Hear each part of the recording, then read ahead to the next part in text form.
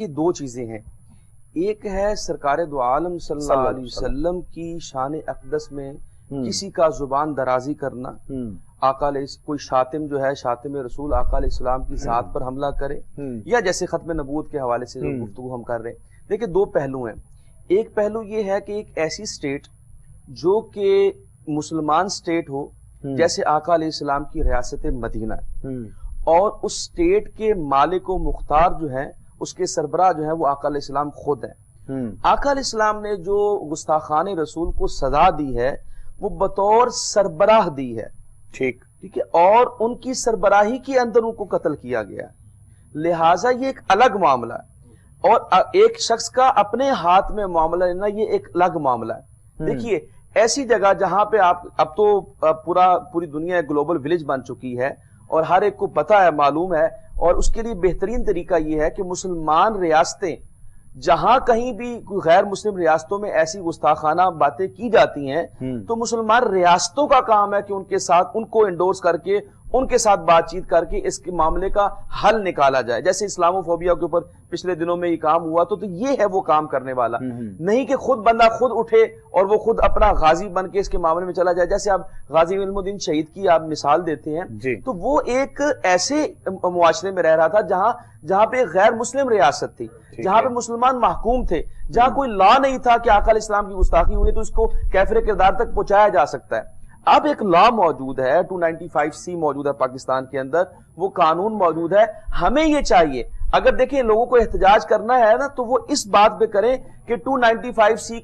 کے اوپر عمل درآمد کروایا جائے، اس کے لیے احتجاج کیے، نہ کہ آپ لوگوں کے اوپر چڑھائی کر دیں یا کسی فرقے کے اوپر چڑھائی کر دیں، کسی شخص کے اوپر چڑھائی کر دیں۔ اس کی اسلام قطعاً آپ کو اجازت نہیں دیتا۔ آپ دیکھیے پچھلے دنوں جڑا والا کا واقعہ ہوا، دیکھیں مجھے کتنے لوگوں کو معلوم ہوگا کہ اس شخص نے گستاخی کی ہے کہ نہیں کی۔ اللہ تعالیٰ نے قرآن پاک میں واضح فرمایا، یا ایھا الذین آمنوا ان جاءکم فاسق بنبأ فتبینوا، جب تمہارے پاس کوئی فاسق خبر لے کے آئے تو تم اس کی تصدیق کر لیا کرو۔ اب بلا تصدیق کے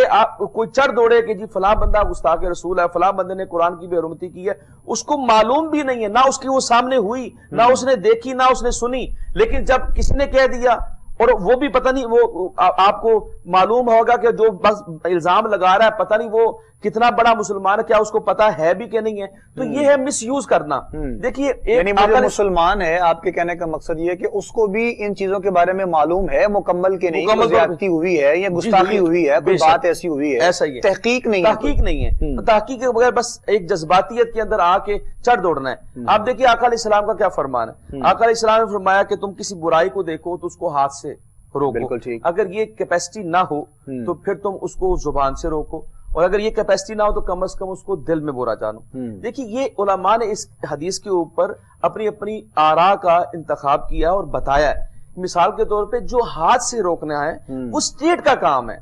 وہ ریاستی اداروں کا کام ہے، ان کے پاس یہ پاور جن کو اللہ تعالیٰ نے یا اس کو ایک آئین اور قانون نے اختیار دیا ہے وہ استعمال کریں گے۔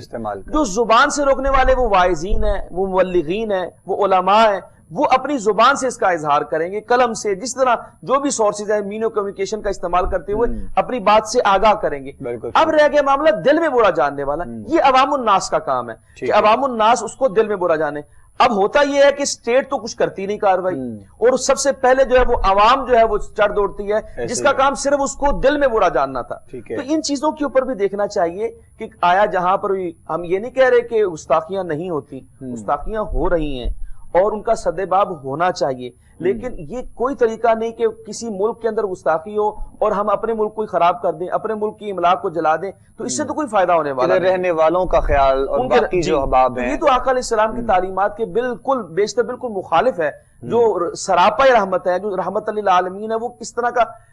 اس کا ماننے والا یہ عمل کیسے کر سکتا ہے؟ تو لہٰذا یہ سوچنے کی ضرورت ہے، اور اس کے اندر بہت سارے میں نے جیسے کہا کہ کچھ مذہبی لبادہ اوڑھ کے جو ہے وہ شر پسند لوگ بھی موجود ہیں جو مذہب کارڈ کا استعمال کرتے ہیں۔ جو آپ نے سوال کیا تھا، پھر ایسا ہے کہ اس معاملے کے بعد کوئی ایسا معاملہ کہیں بھی پیش آتا ہے تو پھر دوسری جو اور ایسی طاقتیں ہیں ان کی جانب سے پھر یہ چیزیں سامنے آتی ہیں کہ یہ اس نبی کی امتی ہیں، یعنی